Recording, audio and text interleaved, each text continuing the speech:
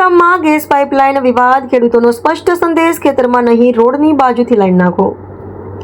ધોળકા તાલુકાના સરગવાડા ગામમાં જીએસપીએલ કંપની દ્વારા ગેસ પાઇપલાઇન નાખવાની કામગીરી સામે સમગ્ર ગામના ખેડૂતો અને મહિલાઓ એકજૂટ થઈ વિરોધમાં ઉતર્યા છે.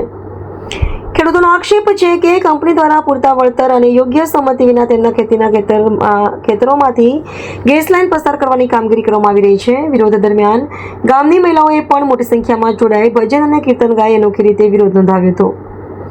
મહિલાઓએ ભગવાનના ભજન કીર્તન દ્વારા ખેડૂતોના હક માટે અવાજ ઉઠાવ્યો હતો અને કંપની તેમજ સરકારને ખેડૂતોના હિતમાં નિર્ણય લેવા અપીલ કરી હતી. ખેડૂતોનું કહેવું છે કે ગેસ પાઇપલાઇન તેમના ખેતરોમાંથી પસાર થવાથી ખેતીને નુકસાન થશે, ભવિષ્યમાં જમીનના ઉપયોગ પર અસર પડશે અને પાકને નુકસાન થવાની શક્યતા રહેશે. ખેડૂતોનો આરોપ છે કે કંપની તેમની રજૂઆતોને અવગણી દાદાગીરીથી કામગીરી આગળ ધપાવી રહી છે. સરગવાડા ગામના ખેડૂતોની મુખ્ય માંગ છે કે ગેસ પાઇપલાઇન ખેતીની જમીનમાંથી નહીં પરંતુ રોડની બાજુમાંથી પસાર કરવામાં આવે, જેથી ખેડૂતોની જમીન અને પાકને કોઈ નુકસાન ન થાય અને વિકાસ કાર્ય પણ સરળતાથી પૂર્ણ થઈ શકે. સમગ્ર ગામના ખેડૂતો, મહિલાઓ અને ગ્રામજનોએ એકતા દર્શાવી શાંતિપૂર્ણ વિરોધ નોંધાવ્યો છે. ખેડૂતોનું કહેવું છે કે જો તેમની માંગણી સ્વીકારવામાં નહીં આવે તો આગામી દિવસોમાં વધુ ઉગ્ર આંદોલન કરવામાં આવશે.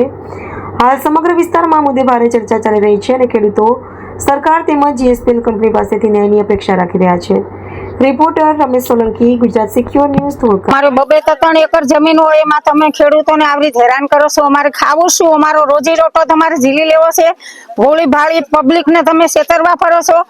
મૂળ દેવા નથી ને આવી હેરાન કરવા છે. આ શેઢાન બધું ખોદી નાખ્યું છે તો હવે એને તમે સારું કરાવી દેજો. અમારી મંજૂરી નથી, અમને ગમતી વાત નથી, અમારે ગેસ લાઈન જોતી નથી. તો જય હિન્દ. અને અમે આનો વિરોધ કરીએ છીએ. અમારે આ લાઈન જોતી નથી. મારું ઘરનું માણસ છે તો કોણ કામ કરે? તો મારા એક પાણી નીકળી જાય તો અહીંયા મારું ખેતરમાં બગાડ થાય તો એ કોણ કરી દેશે? મારા ખેતરમાં પાકે નહીં તો એ કોની મને દેશે? મારી મંજૂરી ઓલી નથી. મારી આ મંજૂરી વગર જ આ કર્યું છે બધું. તો મને પૂછ્યા વગર અમને પૂછ્યું જ નથી. અમે બહાર ગેમ રહી છે, અમે અંદર રહી છીએ તો અમને પૂછ્યું જ નથી, અમને કીધું જ નથી. તો આ શેઢો તોડ્યો જ કોને? તો આ શેઢા તોડવાની અમારી ગોલી જ નથી.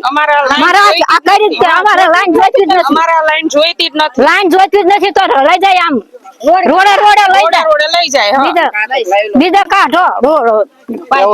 મારું ગામ સરગવાડા, નામ સુરેશભાઈ શામજીભાઈ. અત્યારે જે સરકાર કહી રહી છે કે દેશ કહી રહ્યો છે કે કિસાન એ દેશનો તાત છે, પણ આ દેશના તાતને જ સરકાર હેરાન કરી રહી છે. કારણ કે હું સરગવાડાનો છું અને અમારા ગામ કે અમારો વિસ્તાર માત્ર વરસાદ આધારિત ખેતી ઉપર જીવી રહ્યો છે. તો અમે એટલું કહેવી છે કે અત્યારે કે હાલમાં જે ખેતરની વચ્ચોવચ્ચ જે ગેસ લાઈનનું કામ ચાલી રહ્યું છે તો અમે બંધ કરાવવા માંગ્યું છે કે કારણ કે અત્યારે તમામ શેઢા તોડી નાખ્યા છે. અને હું સરકાર પાસે અને દેશ પાસે હું એટલી જ અપેક્ષા રાખું છું કે જે પણ નિર્ણય આવે એ કિસાનના હિતમાં આવે એટલી અપેક્ષા રાખું છું. જય હિન્દ, જય ભારત, વંદે માતરમ, જય કિસાન, જય જવાન. સોલંકી ફતેહસિંહભાઈ, તાલુકો ધોળકા, મારું ગામ સરગવાડા.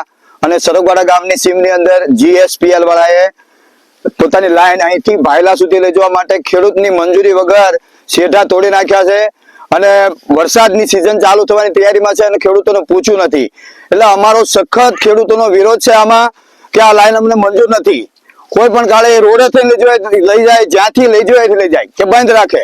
અમારે આ લાઈન નાખવા દેવામાં આવ્યા નથી. આ અમારા ખેડૂતોનો સખત વિરોધ છે. અને આ વરસાદ પડે અને પાણી ભરાઈ જાય તો પાણી કઈ જગ્યાથી નીકળે?